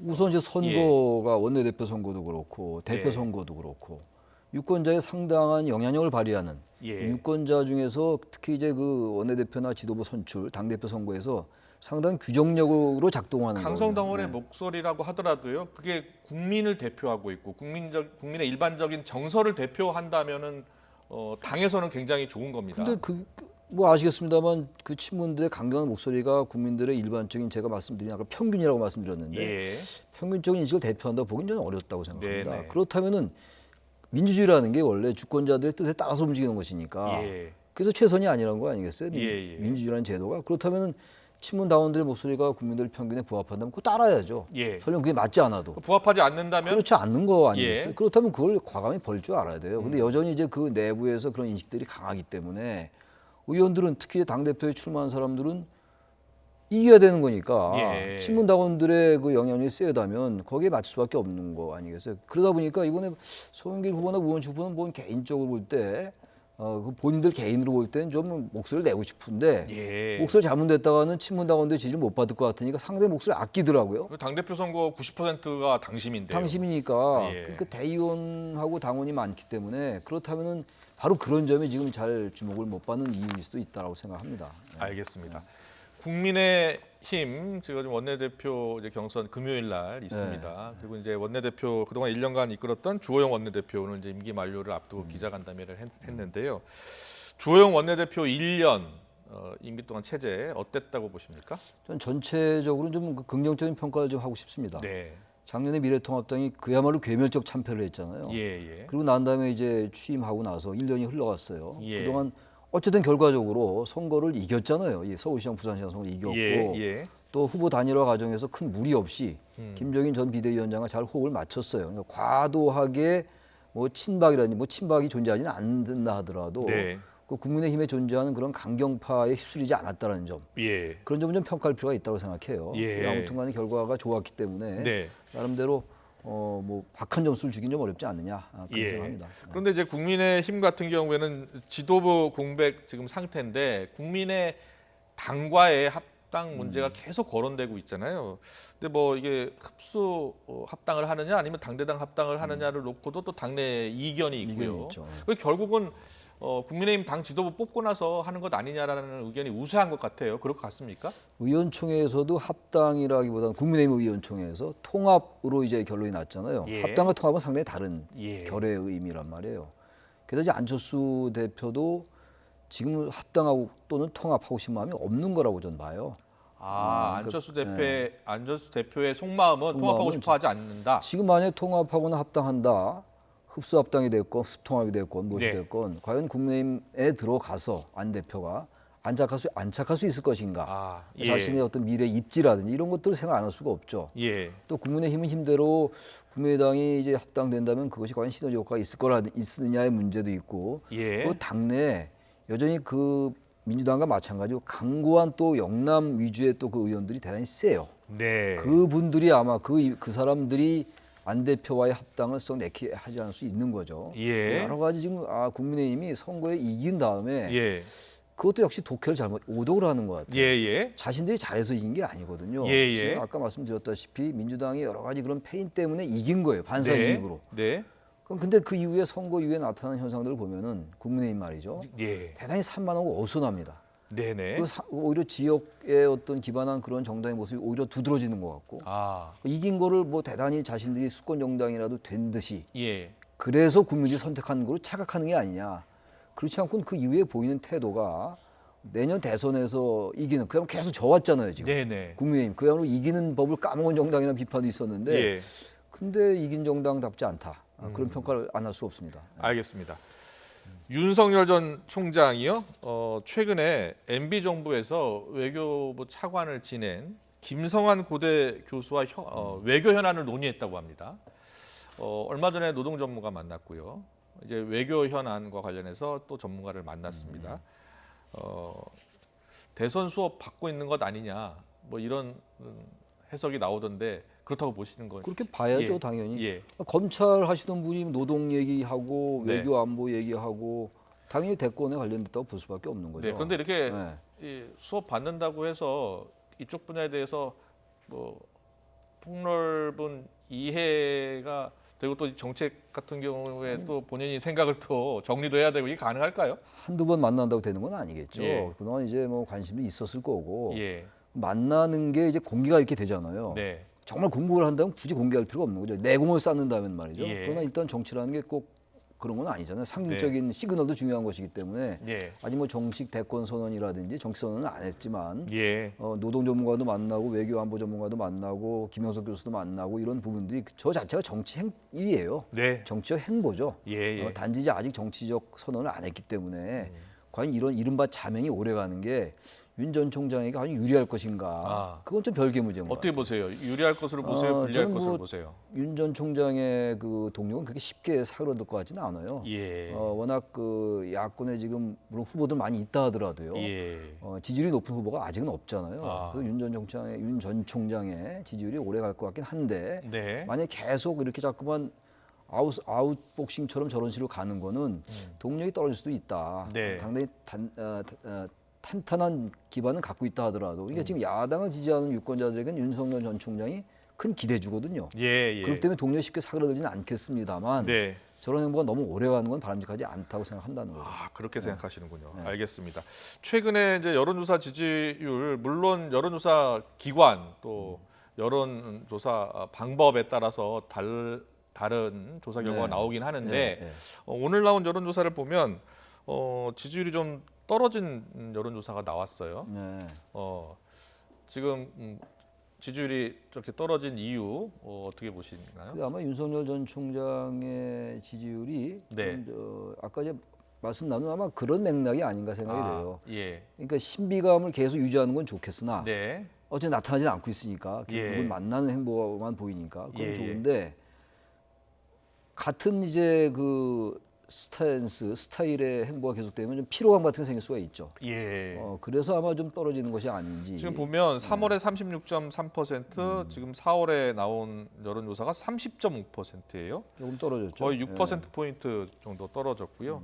이재명 지사는 반등을 좀 한 것으로 나와요. 21.6에서 26%포인트로요. 이재명 지사가 요즘 이제 백신에 관련된 발언도 좀 했고 여권 내에서 논란이 있었다 하더라도 충분히 할 수 있는 발언이니까 기본소득 관련된 이제 포럼도 참석하고 이러면서 목소리를 내면서 그렇다면 윤석열 전 총장 같은 경우에는 좀 뜸을 들이면서 유권자들 표심에 영향을 미치고 있다, 피로감이 좀 나타나고 있다 이렇게 보시는 거군요.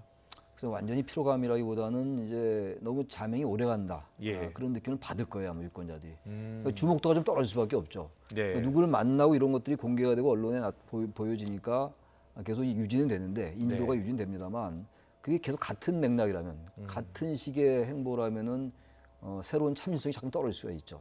새로운 행태를 보여야 될 거예요. 새로운 뭐 선언을 한다든지 아니면 다른 행태의 뭐 강연을 한다든지 예를 들어서. 근데 그 부분 아마 하겠죠. 그래서 보면 많은 전문가분들은 5월 말이나 6월 초, 5월 중순 이야기하시는 분도 있고요. 5월 초는 좀 빠를 것 같고 5월 초에 하면 내일 모레니까. 늦어도 5월 중순이나 5월 말 정도에는 행보를 할 거예요. 그래서 어떻게 행보를 시작할까요? 본인이 이제 윤 전 총장도 지금 이러한 여러 가지 이제 우려가 있다는 걸 모를 리가 없겠죠. 단 그러나 지금 국민의힘과의 관계 설정의 문제도 있고. 과연 제3색 정치 세력으로서 과연 그것이 가능할 것인가의 여러 가지 고려도 있을 것이고. 합당을 할 것인가 말 것인가, 만약에 국민의힘과 합류한다면 어떻게 결합할 것인가의 문제, 방식의 문제, 시기의 문제 이런 게 여러 가지가 있기 때문에 저는 국민의힘에는 그럼에도 불구하고 뭐 5월 중순이 됐건 5월 말이 됐건 6월 초가 될지 모르겠습니다만 국민의힘과의 결합을 섣불리 선언할 것 같지는 않아 보여요. 지금요 국민의힘에서 얼마 전에 서병수 의원 같은 경우는 박근혜 전 대통령 탄핵 불복론 이야기를 했고 또 일부 의원들은 좀 반감도 갖고 있는 것으로 지금 전해지고 있어요. 윤석열 전 총장에 대해서. 그렇습니다. 오늘 또 김용판 국민의힘 의원 아시죠? 알죠. 서울경찰청장 출신입니다. 여기서 윤 전 총장에게 공개 사과를 요구했어요. 자, 어떤 이야기를 했는지 듣고 오겠습니다. 그 적폐청산을 실제 실행한 행동 대장격은 사실 윤석열 총장 아닙니까? 윤석열만이 대안이고 답이다라는 데서는 동의할 수 없고 그런 관점을 가진다 그러면 우리 당은 당 자격이 없다 생각합니다. 아니 외부사로 한 사람이 메이는 그 당이 무슨 정당입니까? 저는 이명박 박근혜 대통령에 대해서 억울하다, 억울하지 않다 답을 내리고 싶지 않고 그분들이 충분하게 억울하다고 생각하는 부분도 있을 수 있다. 그렇게 정리합니다. 자, 윤 전 총장의 공개 사과 지금 요구를 했어요. 윤 전 총장이 정치에 입문하고 또 국민의힘과 어떤 입당이라든지 논의를 하게 될 경우에 TK 의원을 비롯해서 많은 의원들이 반발할 가능성 어떻게 보세요? 저는 가능성이 있다고 보는데 그렇게 된다면 저는 정권을 가져가긴 대단히 어려울 것이다. 저는 거의 단언합니다. 사실. 단언이란 말은 좀 이제 과한 말일 수 어떤 있는데 배경, 어떤 이유 때문에? 왜냐하면 지금 윤석열 전 총장에 대해서 지금 김용판 의원이 오랜만에 나타났어요. 얼마나 유명했습니까? 국정원 댓글 사건 때. 네, 생각납니다. 근데 지역구가 대구거든요. 그리고 이제 국정원 댓글 수사로 물론 이제 김용판 의원이 무죄가 나긴 났어요. 네. 무죄가 났다고 해서 그 당시에 여러 가지 문제가 있었잖아요. 국정원 네. 댓글 문제는. 예. 무죄가 났다고 해서 그때 수사를 했던 사람이 다 책임져라, 사과해라 라고 얘기하는 건 저 글쎄 뭐 제가 이건 함부로 추론하는 게 어떨지 모르겠는데 네. 아마 국민의힘 의원들은 다 그렇진 않은데 네. 일부 의원들은 지금 국민의힘은 지금 영남이 많아요, 굉장히 지금. 작년 총선에 워낙 패배를 했기 때문에 다른 지역에서 다음 대선보다는 내년 대선보다는 다음 총선을 의식하는 게 아닌가라는 생각이 좀 들어요. 그리고 대구 경북의 유권자가 다 그렇지는 않는다 하더라도 윤 전 총장, 박근혜, 그럼 이게 뭐 어쨌든 탄핵, 적폐 수사 다 연결되잖아요. 그렇군요. 그러니까 이 부분을 해결하지 않으면 지금 보세요. 국민의힘이 이번에 그래도 이긴 게 나름 박근혜 전 대통령 탄핵에 대해서 정리를 한 겁니다. 김정인 사과를 했잖아요. 네, 김정인 민주화운동에 대해서 참여했고 그게 최소한도 외관, 외모에 있어서는 하나를 넘어간 거예요. 한 고리를 푸른 거거든요. 다시 돌아가겠다는 얘기밖에 안 돼요. 저기 박근혜 탄핵 불복론 얘기 나오죠. 또 그 당시 댓글 수사에 대해서 사과하라고 얘기한다면 그럼 윤석열 총장은 어떻게 결합합니까? 그렇죠. 할래 할 수가 없죠. 그렇죠. 그럼 뭐 어떻게 보수가 단일화되고 보수가 어떻게 새로 나타날 수 있어요? 새로 쉽지 않겠는데요. 일단 보수가 새롭게 중도 확장성을 가지고 제가 항상 주장하는 보수는 더 진보보다 더 진보다워야 돼요. 그래야 집권할 수가 있는 거거든요. 이런 식으로 과거 회귀적으로 가고 과거를 소환하고 다시 퇴행적으로 한다면 과연 국민들 유권자, 중도 유권자가 찍을 수 있을까? 저 이런 부분들은 너무 의원들 개인의 다음 총선 의식한 행보가 아닌가라고 저는 의심할 수 있을 정도로 그건 의심이 아니죠. 그럴 수 있는 거예요. 정치는 자기 선택의 문제인데 국민의힘 집권과는 전 썩 맞는 전략은 아니다라고 저는 생각합니다. 알겠습니다. 간단히 하나 더 물어볼게요. 정세균 전 총리 최근에 이제 대권 행보를 보이고 있습니다. 그런데 윤 전 총장에 대해서 강적이 아니다 이렇게 평가절하했습니다. 자, 어떻게 보세요? 글쎄 정세균 전 총리는 이제 새로 정치 행보를 시작하는 거니까 그동안 정 총리가 갖고 있는 이미지가 있었잖아요. 온화하고 부드럽고 말이죠. 근데 그러한 이미지를 뭔가 바꾸려 하는 것 같아요. 그래서 유권자들 특히 이제 여권에 지지한 유권자들에 뭔가 어필하려는 그런 측면이 있다. 그러니까 이제 윤 총장에 대해서 윤 전 총장에 대해서 애써 좀 이렇게 깎아내린 듯한 그런 발언을 함으로써 뭔가 이제 주목도를 높이는 그러한 효과를 노리는 것 같다고 생각합니다. 그리고 안병진 경희대 교수가 민주당 초선 모임에 가서 윤 전 총장 너무 과소평가하고 있는 것 같다. 생각보다 내공이 있다 이렇게 이야기한 것에 대해서는 어떻게 보세요? 전 윤석열 개인이 무슨 내공이 있다 없다라고 보는 것보다도 전반적인 구도에 있어가지고 구조에 있어가지고 말이죠. 야권의 후보가 별로 없다라는 거예요. 그 많은 훌륭한 후보들이 있다 하더라도 야권을 지지하는 후보 유권자들 그리고 민주당을 지지했다가 민주당에 실망한 유권자들이 여전히 윤석열을 바라보고 있다라는 거죠. 그래서 윤석열이라는 인물은 여전히 강한 인물이라는 거예요. 아마 안 교수라는 사람도 아마 그런 측면에서 얘기했을 거예요. 윤석열 개인이 대단히 훌륭하고 뭐 엄청나게 대한민국을 미래를 담보할 것 같은 그런 것보다는 유력 야권 후보가 없는 주자예요. 과정에서 없는 지금 상황에서 그래서 저도 아까 그래서 지지율이 그렇게 사그라들지 않을 것이라고 말씀드린 게 그래서 윤석열 개인도 또 상당한 내공을 쌓았던 건 사실 아니겠어요? 야권에서는 사실 윤석열이라는 변수를 배제하고는 대선 얘기하기 어려울 거예요. 여권에서 유력 주자가 이재명이듯이 아마 그런 측면에서 얘기한 것이 아니라고 생각합니다. 알겠습니다. 오늘 정치권 이슈는 여기까지 듣겠습니다. 최창렬 용인대 교수와 함께했습니다. 잘 들었습니다. 네, 고맙습니다.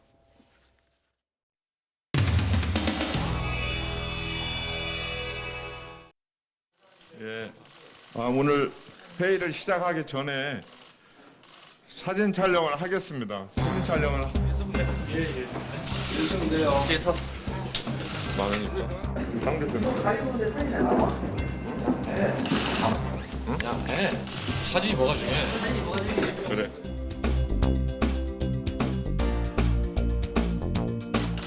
어깨가 대단히 무겁습니다. 그동안 부동산 양극화가 심화된 것에 대해 무거운 책임감을 느낍니다. 투기는 막되 실소유자는 보호하고 무주택 서민들을 위한 주거복지를 강화하겠습니다.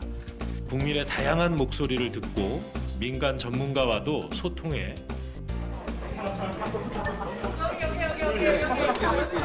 장정 간에 혼선이 있는 거냐 이런 지적들이나 좀 비판이 나왔거든요. 좀 혼란스럽다는 건데 이에 대해서 좀 당 차원의 입장은 어떻게 될까요? 저는 국회의원이 개별적으로 다 헌법기관이기 때문에 각 지역구에 사정들이 있고 본인이 생각하는 정치 철학이 있기 때문에 다양한 목소리를 내는 건 오히려 자연스럽다. 그리고 그런 다양한 목소리를 담아내는 게 특위의 역할이다 이렇게 생각합니다. 당정 간의 의견에 대해서는? 아직 정부하고 저하고 만나서 얘기를 안 해봤는데 무슨 이견이 있다는 건지 모르겠어요.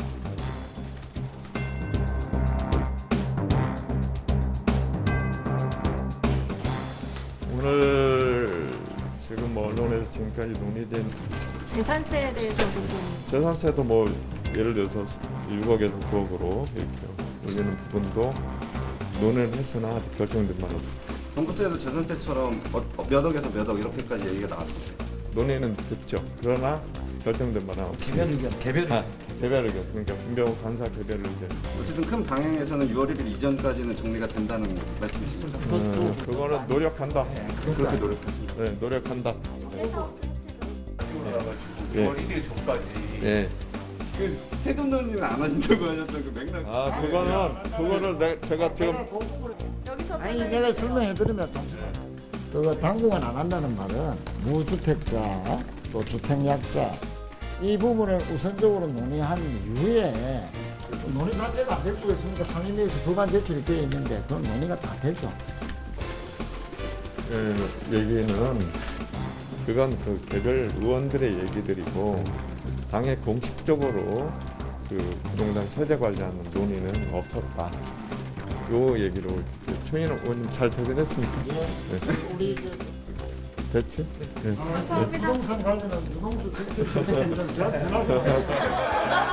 다 얘기했어요. 어디 하면 유동수와 저하고는 전혀 이견이 없습니다. 그런 얘기는 어제 그거는 뭐 원론적인 얘기고 이제 저 임기가 다 돼가니까 대변을 안 하고 본변을 하시고. 그래서 종합적으로 다 세제까지 포함해서 논의하는 거는 어젯밤 10시 20분쯤 서울 수성동 중앙 지하차도로 진입하던 택시와 승용차가 충돌하는 사고가 났습니다. 이 사고로 택시 운전자와 승객 등 2명이 다쳐서 병원으로 옮겨졌습니다. 어제 저녁 8시 40분쯤 부산 동래구 온천장역 인근 도로에서 주행 중이던 승용차에 불이 나서 10여 분 만에 꺼졌습니다. 운전자가 자력으로 대피해 인명피해는 없었습니다. 충남 당진의 한 마을회관 입구에 있는 대리석 난간이 무너져 내리면서 6살 남자아이가 숨지는 사고가 발생해 경찰이 수사에 나섰습니다. 숨진 아이는 지난 24일 오전 8시쯤 당진시 성문면의 한 마을회관 입구에 있는 대리석 난간에 매달렸다가 무너져 내린 난간에 깔리는 사고를 당했습니다. 오늘 아침 충남 천안 서북구 성전천에서 물고기가 떼죽음을 당했다는 신고가 접수됐습니다. 천안 서북구청 관계자는 전날 내린 빗물에 오염물질이 유입돼서 하천 용존 산소가 부족해져 물고기가 폐사한 것으로 추정된다고 밝혔습니다. 지난달 공개된 전국 아파트 공시가격에 대해서 5만 건에 육박하는 집주인 등의 의견이 접수됐습니다. 지난 2007년 이후 가장 많습니다. 특히 집값이 크게 뛴 세종에서는 의견 건수도 15배가량 급증했습니다. 신윤정 기자입니다. 지난달 공개된 공동주택 공시가격안에 대해 20여일 동안 소유자와 지자체 등이 낸 의견은 49,601건으로 전체 공동주택의 0.35% 수준입니다. 전국 평균 공시가격이 19% 넘게 급등하면서 의견 접수도 크게 늘어 지난 2007년 이후 14년 만에 최다를 기록했습니다. 공시가격 6억 원 이하의 경우 전체 0.15%가 9억 원을 넘는 주택에서는 3.3%가 의견을 제출해 집값이 비쌀수록 의견 접수도 많았습니다. 지역별로 보면 지자체장들이 기자회견을 열고 공시가격에 문제를 제기했던 서울과 제주에서는 정작 의견 접수 건수가 작년보다 줄었지만 세종시에서는 15배가량 급증했습니다. 정부는 접수된 의견 가운데 5%에 해당하는 2,485건의 공시가격을 조정했습니다. 지난해 조정률보다 2배가량 높아진 건데 특히 세종의 경우 조정률이 11.5%에 달했습니다. 공시가격이 조정되면서 전국 공동주택 공시가격은 19.05%나 높아졌습니다.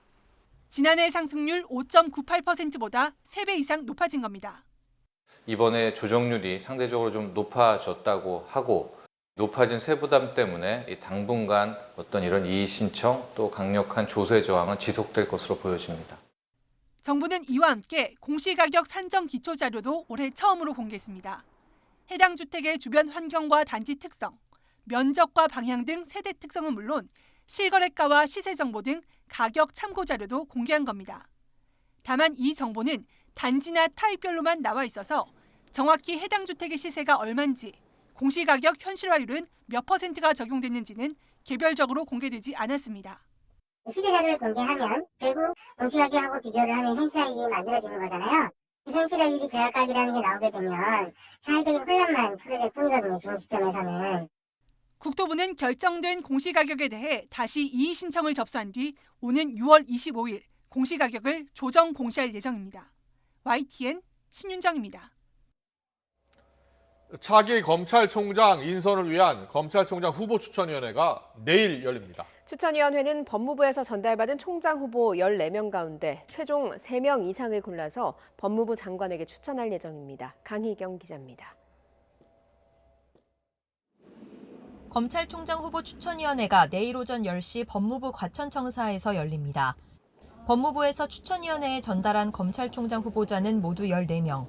이 가운데 검증 동의를 철회한 한동훈 검사장을 제외하고 13명이 심사 대상에 오를 것으로 보입니다.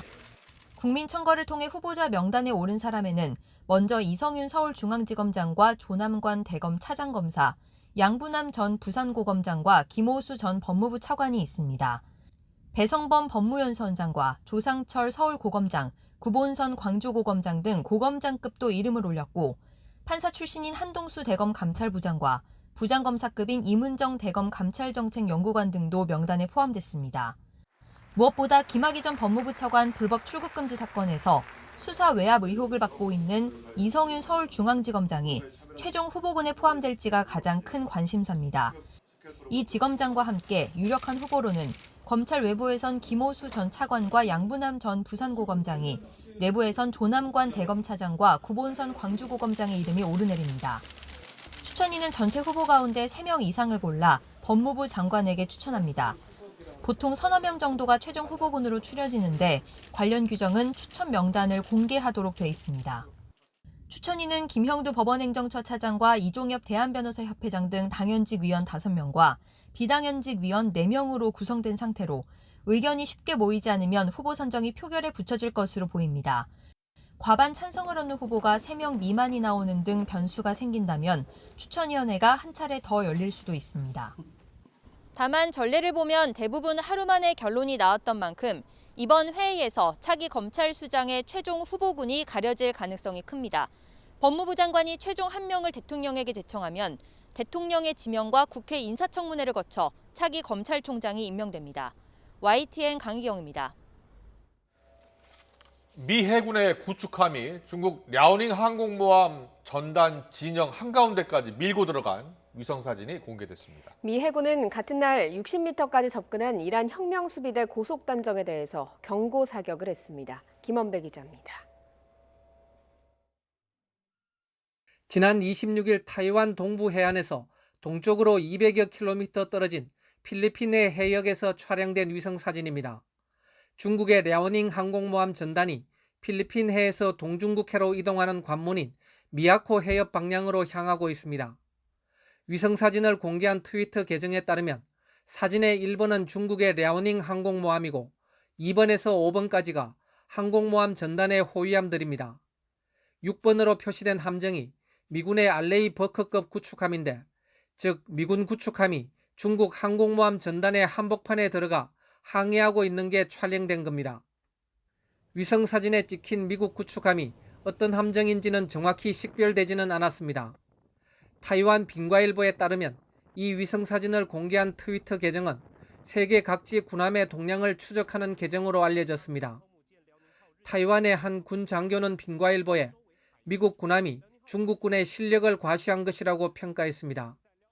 마카오의 군사 전문가인 황둥은 미국 군함이 눈에 띄게 랴오닝함 항모 전단에 뛰어든 것은 매우 이례적이라며 중국 호위함의 명백한 임무 실패라고 지적했습니다.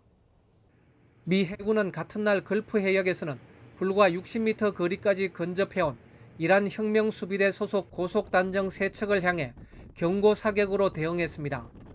미 해군 오함대는 성명에서 걸프 해역 북쪽 공해상에서 이란 혁명수비대 고속단정 3척이 미 군함 파이어볼트함에 62m 거리까지 근접해왔다고 설명했습니다. 지난 2일에도 이란 혁명수비대 고속단정 3척과 지원함 1척이 걸프 해역 공해상을 순찰하던 미 해안경비대 소속 함정 2척에 접근했습니다. YTN 김원배입니다. 지난 2007년 삼성그룹 법무팀장 출신인 김용철 변호사의 폭로로 불거진 삼성 비자금 의혹. 특검 수사를 통해서 이건희 회장의 4조 5천억 원대 차명 재산이 드러났습니다. 조세 포탈 등의 혐의로 재판에 넘겨진 이건희 회장은 결국 대국민 사과를 하고 경영 일선에서 물러났습니다. 저는 오늘 삼성 회장직에서 물러나기로 했습니다.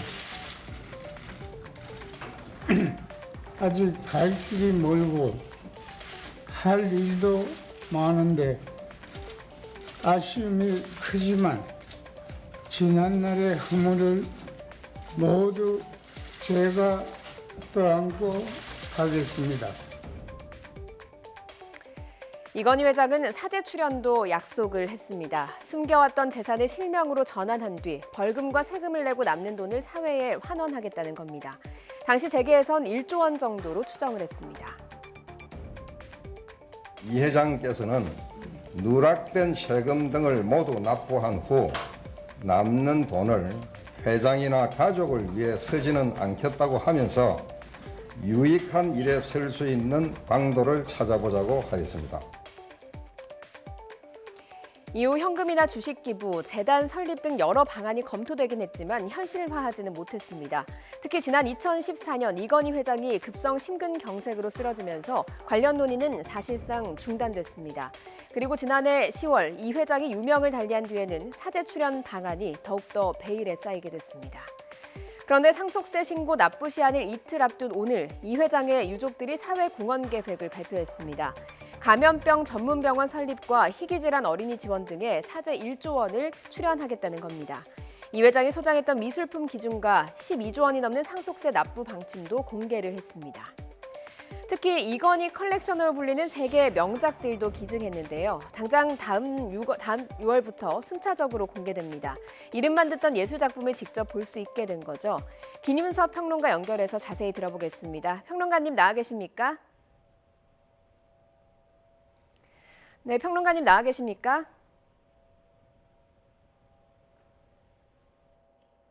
네, 지금 전화 연결 상태가 고르지 않은 것 같습니다. 잠시 뒤에 연결이 되는 대로 전해드리도록 하겠습니다.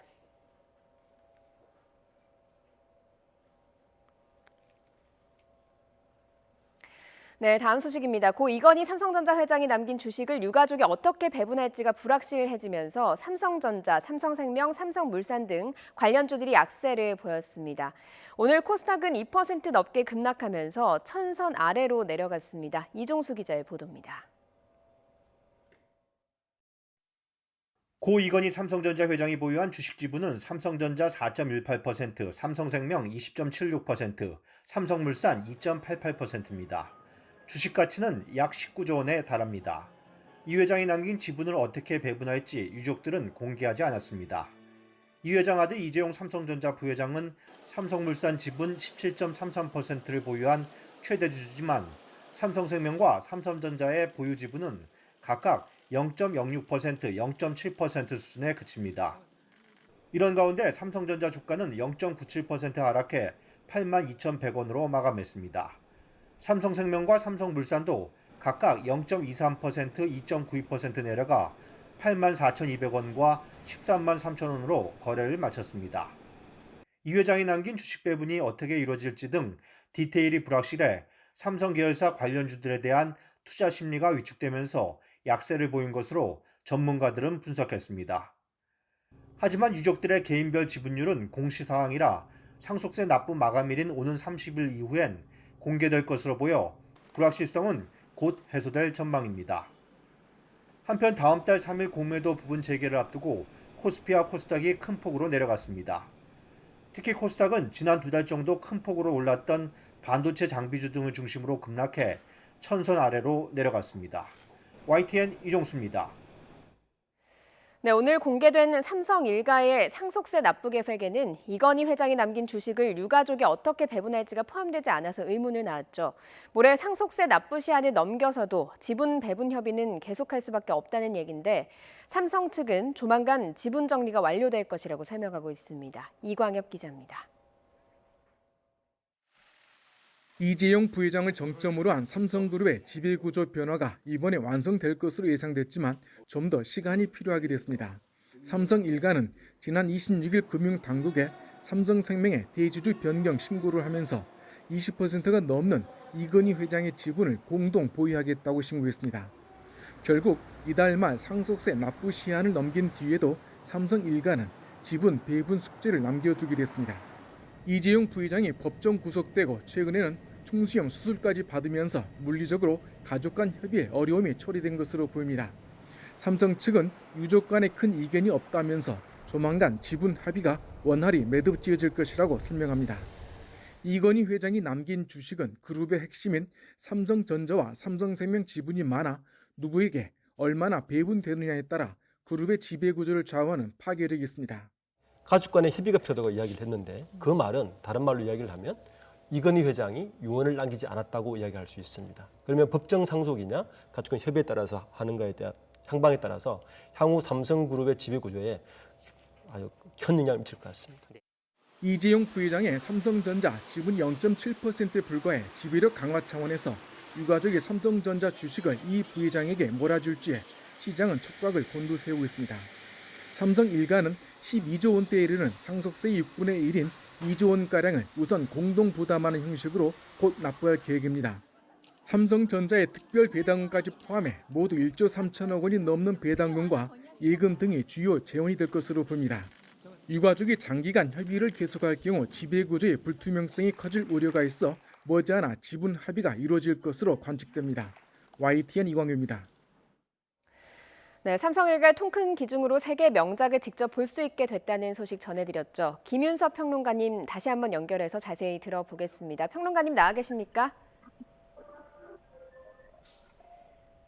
여보세요? 예, 평론가님 안녕하세요. 네네. 예, 이번 기증 결정 보시고 미술계에서 크게 반기고 있다는 소식을 들었는데요. 평론가님 보시기에 미술품 중에서 가장 관심이 가는 작품 어떤 게 있을까요? 네, 아무래도 국민화가라고 알려져 있는 이중섭과 박수근, 또 김한기, 또 여기에 더불어서 국보급, 보물급에 해당하는 우리나라의 전통적인 고미술이 대거 포함됐다는 점에서 아주 굉장히 그 관심이 가는 부분이고요. 또 하나는 이런 소위 이야기하는 일반인들이 가장 관심 있어하는 미술 교과서에 나왔을 법한 가장 그런 정감 있고 그리고 우리에게 가장 친숙한 작품들을 가까이에서 만날 수 있다는 점, 그런 점들이 이번에 굉장히 주목되는 점이라는 생각이 듭니다. 예, 뭐 명작이나 미술품을 돈으로 좀 환산해서 여쭤보기가 좀 조심스럽긴 합니다만 직접 감정평가에 참여하셨다고 들어서요. 이 보신 작품들 전체를 돈으로 환산하면 어느 정도가 될까요? 이게 참 물리적인 계산이 그 의미가 없는 부분이긴 합니다만 대부분 지금 뉴스에 많이 오르내리는 정도 금액, 한 뭐 2조 원은 충분히 넘지 않나 뭐 이런 이야기들도 많이 하더라고요. 근데 저는 개인적으로는 상대적으로 현대미술품에 비해서 우리나라의 고미술품에 대한 부분은 굉장히 지금 현재 시장 현황상 평가절하되어 있기 때문에 실질적인 가치는 굉장히 더 이상으로 평가받을 만하다. 그렇지만 현장적인, 그러니까 요즘 시세로 이야기하는 시가 감정선에서 보면은 예. 요즘 보도된 대로 2조 원 내외가 되지 않나라는 생각도 들고 합니다. 뭐 2조 원 정도로 예측은 되지만 실제는 훨씬 더 많은 가치를 받을 수 있을 것 같다, 인정받을 수 있을 것 같다라는 설명이셨는데요. 충분히 그렇습니다. 실제 작품들 쭉 보시니까 보관 상태가 어떻던가요? 아주 완벽했고요. 예. 아마도 그 리움이라든가 기존의 미술관을 운영했던 경험으로 인해서 가장 그 완벽한 상태로 작품을 보존 관리해온 표본이라 할까라는 생각이 듭니다. 그래서 한편으로는 굉장히 그 완성된 지 얼마 안 됐다라고 여겨질 정도로 그 보관 상태가 좋았기 때문에 이런 작품들이 외부에 이렇게 또 많이 지금 여러 군데로 나눠서 보관되지 않습니까? 그랬을 때 그러한 컨디션을 잘 유지할 수 있을지라는 그런 염려는 또 되는 부분도 있습니다. 그러면 이런 작품들, 교과서에서나 나올 법한 이런 작품들을 언제쯤 우리가 볼 수 있을까 관심이거든요. 언제 어떻게 볼 수 있는 겁니까? 아마도 올해 중에는 실현될 거라는 생각이 들고요. 일부 보도나 이렇게 이 보도된 부분을 응용한다면 중앙박물관은 6월이라든가 국립현대미술관은 8월이라는 이런 좀 이른 시기를 점치고 있는데 아마도 아무리 늦어도 올해 이내에는 우리 국민들이 만나볼 수 있지 않을까 그런 생각입니다. 오늘 워낙 많은 미술 작품이다 보니까 박물관이나 미술관이 새로 지어야 된다, 그런 수준이다라는 이야기도 나왔거든요. 어떻게 생각하십니까? 충분히 가능하고요. 현재는 여러 가지 국민적 정서상 그리고 여러 필요성상 우리나라의 기존의 국공립미술관의 그런 콘텐츠 부재, 소장품의 여러 가지 질적인 완성도가 좀 미비한 점들을 감안했을 때 이번 그 문화재급 미술품들이 대거 기증되는 것으로 인해서 그 부분을 많이 충족되리라는 생각이 듭니다. 그렇지만 한편으로는 이번에 컬렉션을 중심으로 해서 또 다른 아주 대표적인 세계적인 미술관을 또 하는 절차를 밟았었으면 또 어땠을까 이런 상상도 해보는데요. 이런저런 이야기를 좀 차치해 두고라도 이번에 대거 23,000여 점의 기증품으로 인해서 우리 전체 국공립미술관들이 굉장히 풍성한 콘텐츠를 확보하게 됐다라는 점은 분명한 사실인 것 같습니다. 그 파리나 이런 루브르 박물관, 오르세 미술관 이런 데서 직접 교과서에 나오는 그런 작품들을 보는 현지인들을 보면 참 부러웠잖아요. 우리도 이제 그렇습니다. 그렇게 미술관이나 박물관을 가서 볼 수 있다라고 하는 점에서 굉장히 고무적인 일인 것 같아요. 네, 당연하다고 생각하고요. 이제는 국가 경쟁력이 이런 문화가 중심이 되는 시대가 도래했다는 부분에 있어서 우리나라 국민은 뿐만 아니고 우리나라 국민이 이런 정서적 교감을 나눌 수 있는 작품으로 나름대로의 자긍심을 갖는 이런 기반으로 해외의 관광객도 대거 유치할 수 있는, 그리고 자랑스럽게 선보일 수 있는 그러한 계기를 마련했다는 측면에서 매우 고무적이고 이 부분을 잘 활용해야 되겠다라는 그러한 기대감이 있습니다. 알겠습니다. 평론가님, 오늘 말씀 여기까지 듣겠습니다. 김윤석 평론가였습니다. 고맙습니다. 네, 감사합니다.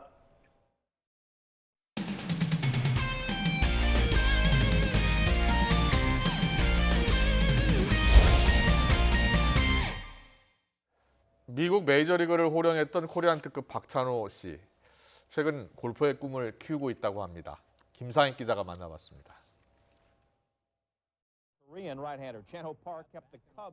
빅리그 124승의 전설 코리안 특급 박찬호가 야구장이 아닌 골프장에 나타났습니다. 최근 제2의 인생 스포츠인 골프에 푹 빠져 2부 투어에 나갔는데 이번엔 최고의 경쟁 무대인 코리안 투어 정규 대회에 참가합니다. 소화도 잘 안 되고 마른 기침도 나고 알러지도 심해지고, 그래서 가만히 이게 뭘까, 옛날에 선수 야구할 때 그런 느낌이 막 났었거든요. 그래서 보니까 이게 시합을 준비하면서 스트레스더라고요, 스트레스. 아마추어가 프로 대회에 추천받을 수 있는 조건은 3가지입니다. 국가대표 상비군 이상의 경력이 있거나 전국대회 5위 이내 입상, 그리고 공인 핸디캡 3 이하인 경우인데 박찬호 씨는 바로 이 3번째에 해당합니다. 핸디캡은 코스 난이도가 반영되기 때문에 박찬호의 평균 스코어는 70대 중후반 정도. 아마추어로는 수준급 실력이지만 2부 투어 예선도 통과 못한 그가 정규 투어에서 본선에 오르기는 쉽지 않을 전망입니다. 하지만 330야드를 넘나드는 장타에 3년 전엔 프로암 대회에서 프로 선수와 팀을 이뤄 우승을 차지한 경험도 있습니다. 거리가 엄청 멀리 가세요. 그래서 제가 조금 자존심 상하긴 하지만 저보다 멀리 가시거든요. 그래서 너무 약간 기대돼요. 샷이 더 많이 좋아진 것 같아요. 휘지도 않고 한 330야드를 또박또박 계속 치고 있거든요. 뭐 농담으로 골프 너무 쉽네라고 할 정도로. 특유의 유쾌한 성격은 틈만 나면 선수들과 때론 장난스럽게, 때론 진지하게 소통을 시도합니다. KMT 투마치 토크하고 라운딩 하는 소감이 없어요. 골프는 왼발에다 시프팅을 하고 왼발에 중심 주잖아. 투수는 왼발에 온 다음에 그다음에 그래서 이 왼발 사용하는 게 타자들 오른발만 사용하고. 야구를 그만두고 한때 무기력증과 우울증이 찾아왔다고 고백한 박찬호는 7월 태안 오픈 대회에도 출전하는 등 골프계에 누가 되지 않는 한에서 조심스러운 골프 사랑을 이어갈 계획입니다. 골프하고 우리 비슷한 게 우리 막내 딸인 것 같습니다. 예. 골프가 너무 사랑스럽고 좋고 또 막내도 딸도 그런데 이거 마음가치가 안 되는 거예요. 예. 그래서 방향을 따진다면은 4.대 후반이 되지 않겠나. 관심 끌기용 일회성 이벤트라는 곱지 않은 시선이 없는 건 아니지만 코리안 특급의 코리안 투어 나들이는 코로나19로 위축된 남자 골프의 작은 활력소가 되고 있습니다. YTN 김사익입니다. 도쿄올림픽에 출전하는 국가대표 선수들에 대한 코로나19 백신 접종이 내일 시작하는 가운데 야구와 축구 등 구기 종목도 예비 엔트리 선수들을 대상으로 화이자 백신 접종을 시작합니다. 먼저 야구 대표팀은 정규 시즌 휴식일인 다음 달 3일 서울 국립중앙의료원에서 해외파와 아마추어 선수를 제외한 예비 엔트리 116명에 대한 백신 접종이 이루어집니다. 화이자 접종 대상은 선수와 감독, 코치만 해당하며 그 외 지원 스태프는 정부 기준에 따라 아스트라제네카 백신을 접종할 예정입니다. 네, 계속해서 저녁 종합 뉴스 이브닝 뉴스가 방송됩니다. 시청해주신 여러분 고맙습니다.